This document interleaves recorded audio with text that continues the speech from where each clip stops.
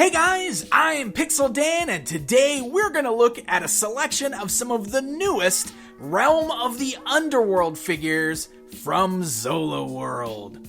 So I have taken a look at several of these in the past. Essentially what these are new full production 5.5-inch action figures in the style of those old figures like Remco and of course Masters of the Universe. These actually do reuse a lot of the parts from those old Remco lines, but they create brand new characters and new colors, and they're full production action figures. And since I'm a huge fan of that 5.5 barbarian style action figure, I've really been a fan of these. So I picked up a few new ones while I was recently at PowerCon, and I thought it'd be fun to do a video to show them off.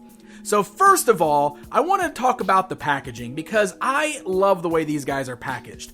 The blister cards have beautiful, vibrant artwork that just have this very retro feel to it. All of these figures look gorgeous while carded, so I could totally see a lot of fans of these wanting to buy them and keep them packaged just because of how good they look in those boxes. But I'm gonna rip them open because I want to take a look at these figures one by one. So let's start things off with a look at Grym the Executioner. So first things first, he is one of the figures that actually comes packaged with a little mini comic, which I think is so very cool. It's a fully illustrated and colored comic that basically tells a story utilizing all of these characters from Realm of the Underworld. So it's a really nice little pack-in bonus. You can see the character right here of Grym the Executioner. And this is one wicked looking figure, by the way. So he's totally got that Executioner style look to him. You can see he's got this big old axe with, I love like kind of the blood red there on the tip of the axe. Also, he totally comes with like a severed skeleton head, which by the way, you could totally use as a replacement head, because the cool thing about these figures is they actually do have swappable parts. The legs are on these little ball joints that are very easy to pop off, so if you ever want to mix and match figures, you can do that. And it's really easy to also just pull the heads right off the joints as well. So the figures themselves are really nicely made. Now, like I said, and I've pointed out in the past, they do kind of reuse parts from a lot of these older figures, but they're done in this new kind of mishmashed kind of style here to create new characters. And the quality is really nice on these. They're full production figures, so they feel nice and solid. You can see the joints are nice and tight on here, so they articulate really well.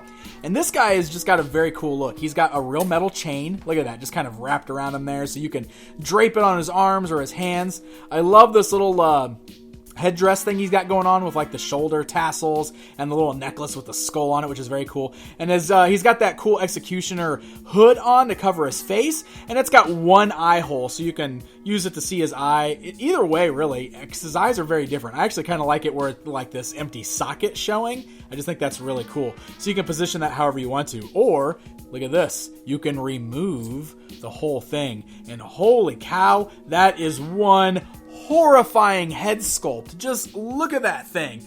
A nice skull that is totally decaying, totally gross looking. Wow, that is a scary looking dude right there. So, you know, if that's a little too much for you, you could always swap on that red skull, like I said, and create an entirely new character. But yeah, this is one very cool looking guy. Next up is Headhunter, and I love this. So I'm a big fan of the skeleton guys, and I think you're going to see that theme throughout this video. I've always loved the old Remco or any of the knockoff skeleton type figures because I think they look so cool, and this guy is just really, really neat. You can see he's mostly done in this black and white motif with his bones painted on in white. He's got this great skull head there with the cracks in it with the glowing green eyes, and he comes packaged with this nice, black axe and this cool vinyl white cape, which just has this very great retro feel to it. Overall, just a really great looking figure. And you can see how the articulation functions exactly as you would expect from these guys. And it's all nice and solid, and they balance really well. That's one thing that's great about these dudes. They stand really nice and solid. And man, just so cool. Very, very, very retro and nostalgic feeling. This is Shadowclaw, part of the Warrior Beast subset. And I just could not pass this guy up because it's mostly the colors that really stood out on this particular figure. So he's one of those guys that kind of reuses that lizard body, but he's got the bird head, and it looks really, really cool. His weapon's a little loose in his hand, but I do really like that weapon. But those colors are killer.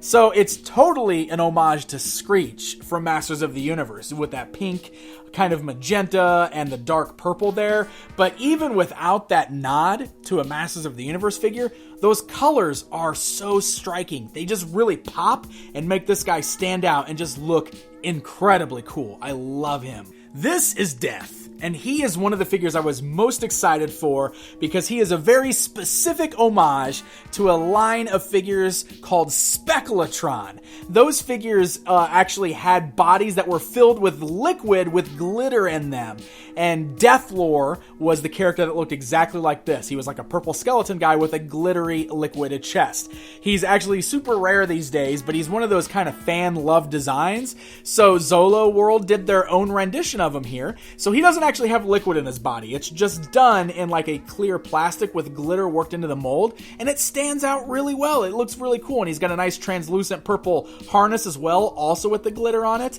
and he's just a very cool looking figure. I know that I've wanted a Deathlore for a long time. I don't know if I'll ever get the real Deathlore, so having a nice stand-in like this in my collection is pretty sweet. And then this guy right here is probably the one I was most excited for. This is Jewel Smuggler, and I just love the look of him.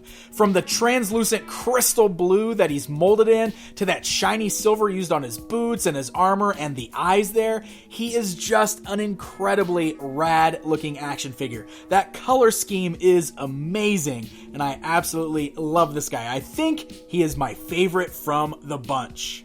So there you guys go, a look at just a weird, wonderful batch of oddball action figures that I totally adore. Now look, I totally get it. This is a very niche thing. It's not going to be for everybody, but the 5.5 action figure style is one of my all-time favorites. I love this style. I love all of those old knockoff lines. I love the old Remco figures, and I love that this day and age, there's still smaller companies that are producing full production figures in this particular style. And I am happy to add these batch of weirdos to my shelf with all of my other 5.5 figures.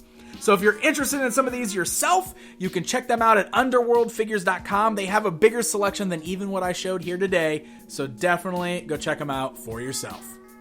Hey guys, thank you so much for watching this video. If you enjoyed it, please hit that like button, leave me a comment, feel free to tell me what you think, and don't forget to subscribe.